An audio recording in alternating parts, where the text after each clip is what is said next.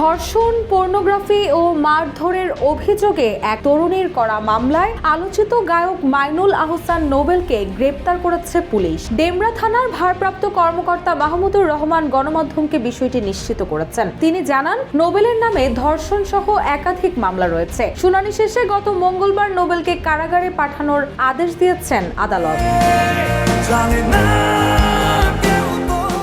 মামলার এজাহারে উল্লেখ করা হয়, ভুক্তভোগী ঢাকার মোহাম্মদপুরে একটি ভাড়া বাসায় বসবাস করেন। 2018 সালে নোবেলের সঙ্গে সামাজিক যোগাযোগ মাধ্যমে তার পরিচয় হয়। তিনি তখন ঢাকা ইডেন মহিলা কলেজে অধ্যয়নরত ছিলেন। নোবেলের সঙ্গে মোবাইলে ফোনে প্রায় সময় কথাবার্তা বলতেন। এরপর নোবেলের সঙ্গে দেখাও করেন সেই তরুণী।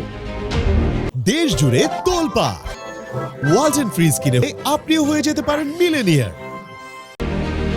এজাহারে আরো উল্লেখ করা হয়, নোবেল তাকে নিজের স্টুডিও দেখানোর কথা বলে ডেমরা থানা এলাকায় তার বর্তমান ঠিকানার বাসায় নিয়ে যান। এরপর সেই তরুণী ফিরতে চাইলে এক পর্যায়ে আরো 2-3 জন বিবাদীদের সহায়তায় তাকে সেই বাড়ির একটি কক্ষে আটক করে রাখেন নোবেল। এ সময় তার মোবাইল ফোনও ভেঙে ফেলেন। সেই ঘরে আটকে রেখে তরুণীকে ধর্ষণ করেন নোবেল এবং ধর্ষণের ভিডিও মোবাইল ফোনে ধারণ করে রাখেন। এতে বলা হয়, নোবেল 7 মাস ধরে মেয়েটিকে আটকে রেখে ধর্ষণ করতেন। এছাড়াও অপহরণের কথাও বলা হয়েছে।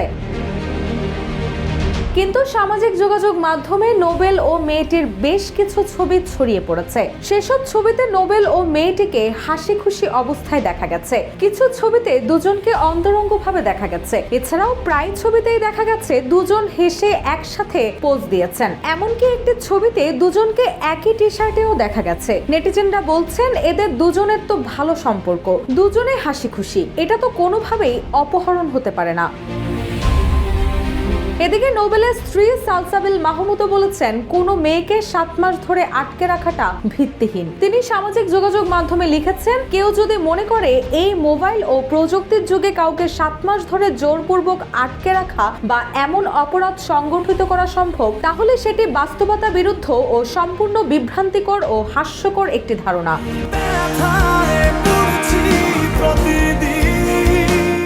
রুশা শো, জয় জয় দিন।